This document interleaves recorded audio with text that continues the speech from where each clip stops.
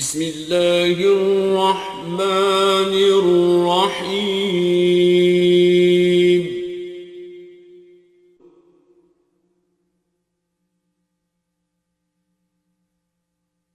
ولقد يسرنا القرآن للذكر فهل من مدكر اللهم صل على محمد وعلى آل محمد كما صليت على إبراهيم وعلى آل إبراهيم إنك حميد مجيد اللهم بارك على محمد وعلى آل محمد كما باركت على إبراهيم وعلى آل إبراهيم إنك حميد مجيد. معزز سامعین کرام، پیارے بچوں، السلام علیکم ورحمۃ اللہ وبرکاتہ۔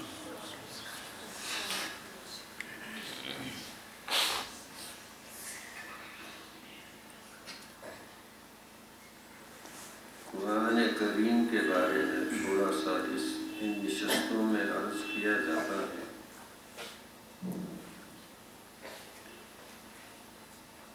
لیکن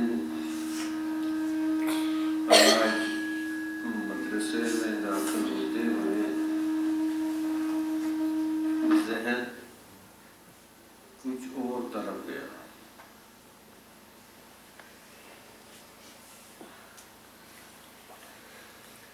اصل میں آج کل مسلمان جو ہیں اور جو ان میں دیندار بھی ہیں، اسلام کا مزاج نہیں سمجھ پا رہے۔ اسلام کا مزاج، شریعت کا مزاج، مرضیات الہیہ، نبی کریم صلی اللہ علیہ وسلم کا مزاج جن کے لیے انہوں نے محنت صحیح معنوں میں نہیں سمجھ پاتے۔ نتیجہ یہی ہوتا ہے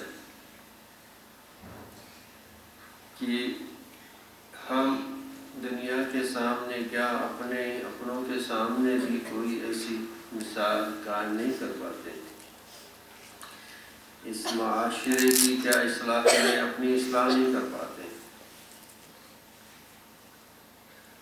حضور اقدس صلی اللہ علیہ وسلم پر جب وحی پہلی بار آئی، غار حرا میں تھے، آپ لوگوں نے بارہ سنا ہوگا۔ جبرائیل علیہ السلام اپنی اصلی صورت میں ظاہر ہوئے اور وہاں سے اللہ کے رسول صلی اللہ علیہ وسلم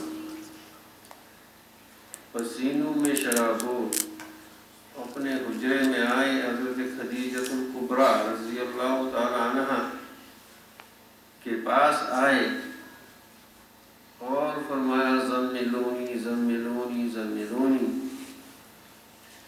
کہ مجھے کمل اڑا دو، کمل اوپر سے بچھا دو، اور کچھ حضور صلی اللہ علیہ وسلم بشری تقاضوں کے مطابق ان میں وہ کیفیت تھی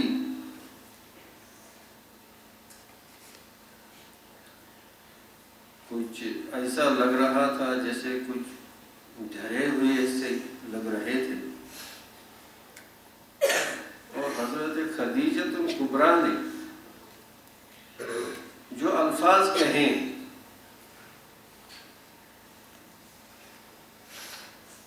وہ مومن کی زندگی کا نصف العین ہونا چاہیے۔ جو حضرت خدیجہ الکبریٰ رضی اللہ تعالی عنہا نے، وہ خاتون، اللہ ان کے درجات کو بہت بلند کرے، کتنی عظیم خاتون تھی جو اس دنیا میں پیدا ہوئی، اور انہوں نے اللہ کے نبی صلی اللہ علیہ وسلم کی ڈھارس، جن الفاظ سے ڈھارس بندائی، حوصلہ افزا فرمائی، وہ الفاظ عجیب و غریب ہیں۔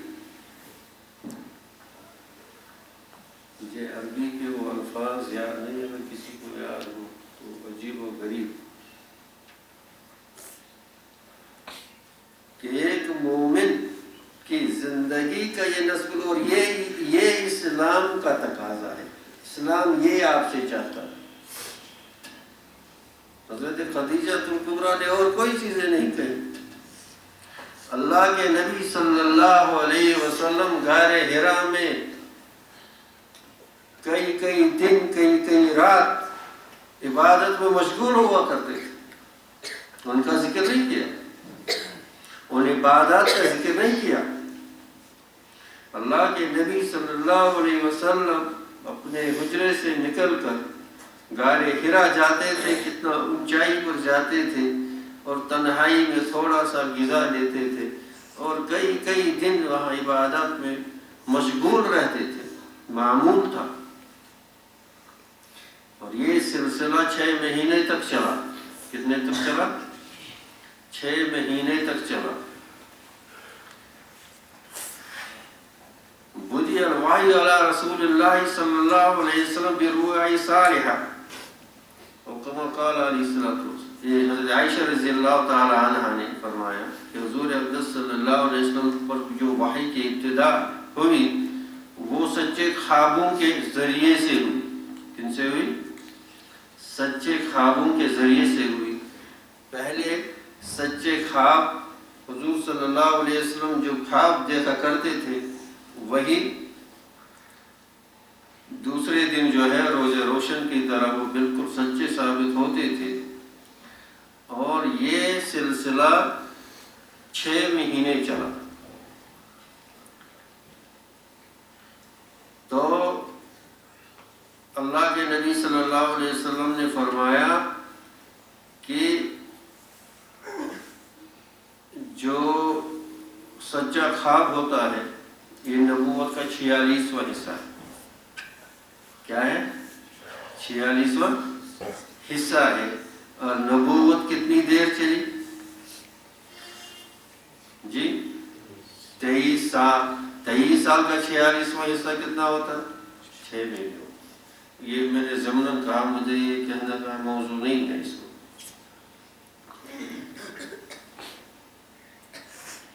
تو حضرت خدیجہ الکبریٰ رضی اللہ تعالیٰ کہا آپ بے فکر رہیے, اللہ آپ کو ضائع نہیں کرے گا. آپ بے فکر رہیے. حضرت خدیجہ الکبریٰ حضور اقدس صلی اللہ علیہ وسلم عرض کر رہی ہیں. کیوں؟ ہاں, آپ مہمانوں کی مہمان نوازی, انت تقرب الضیوف, آپ مہمانوں کی مہمان نوازی کرنے والے ہیں. آپ کیا ہیں؟ آپ کی صفت کیا ہے؟ آپ مہمانوں کی مہمان نوازی, آپ دوسروں کا بوجھ اٹھانے والے.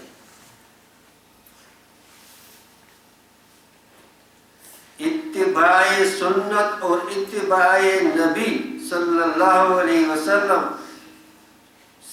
صرف لباس تک محدود نہیں ہے, صرف دھاڑی رکھنے تک محدود نہیں ہے.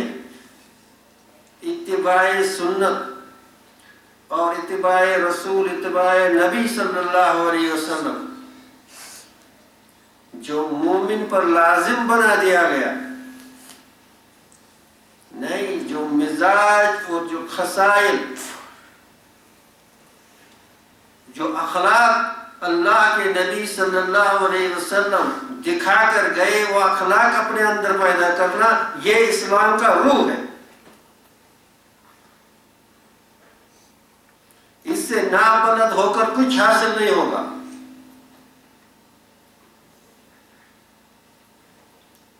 وہ اخلاق اپنے اندر نہیں پیدا کرتے ہیں تو کچھ حاصل نہیں ہوگا. یہ پڑھنا پڑھانا, یہ رٹنا رٹانا, اس سے زیادہ فائدہ نہیں ہوگا جب تک اپنے اندر وہ اخلاق پیوست نہیں ہوتے. آپ کیا کرتے ہیں؟ آپ دوسروں کا بوجھ اٹھانے والے.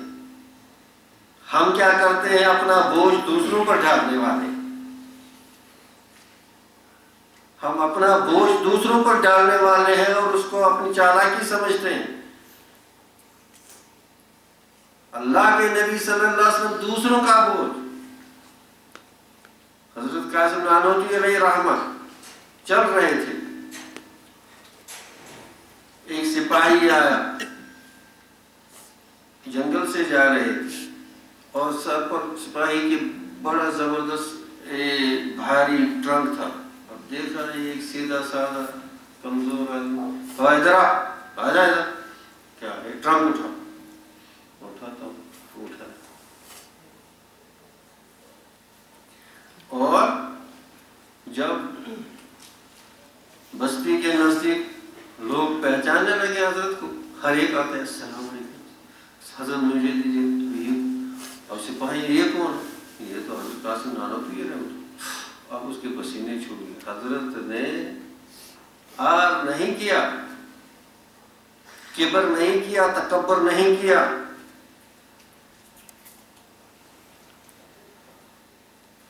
اللہ کے نبی صلی اللہ علیہ وسلم کی جو صفت بیان کی، کاش کی میرے ابھی ذہن میں آیا مدرسے میں داخل ہوتے ہوئے، ورنہ وہ الفاظ جو اس حدیث کے ہیں ورنہ پتہ کسی کو یاد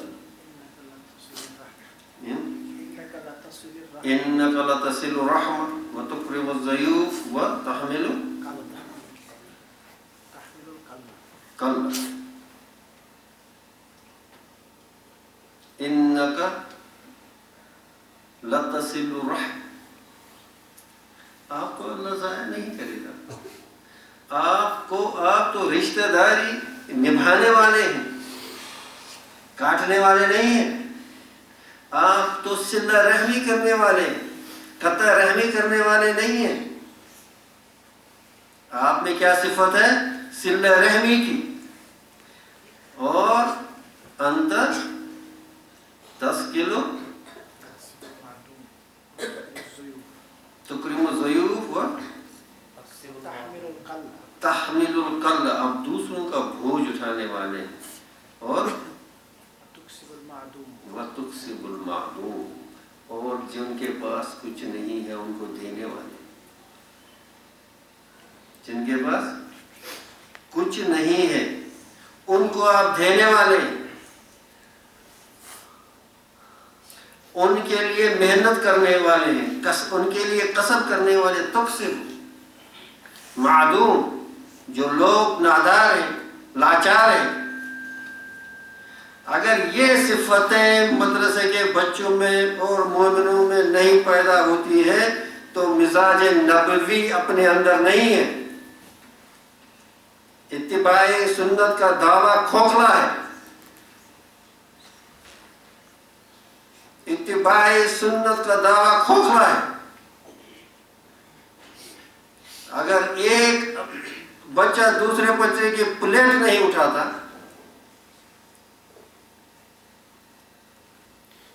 ایک اپنے بھائی کی کوئی دوسری چیز اس میں مدد نہیں کرتا، تو یہ مانا جائے گا کہ اللہ کے نبی صلی اللہ علیہ وسلم کی تعلیمات کا اس پر کوئی اثر ہے. اسلام نے جو اسلام سکھایا وہ عملی زندگی کا مذہب سکھایا. اس نے صرف باتیں نہیں کی. یہ چرچ کی طرح نہیں سنڈے کو جاؤ اور کچھ لائنیں پڑھو. اپنے زندگی کو، اپنے دن رات کو، شب روز کو کیسا بنا؟ سنہری حروف سے لکھنے کے لائق، سنہری حروف سے لکھنے کے لائق. حضرت تھانوی علیہ رحمہ کا یہ قول، یہ اپنی زندگی، اپنے یہ جو ہے جہاں بیٹھتے ہو وہاں ایک اس پر لکھو. لکھنا تو قلب پر ہے، اس پر لکھو جلی روشنی سے.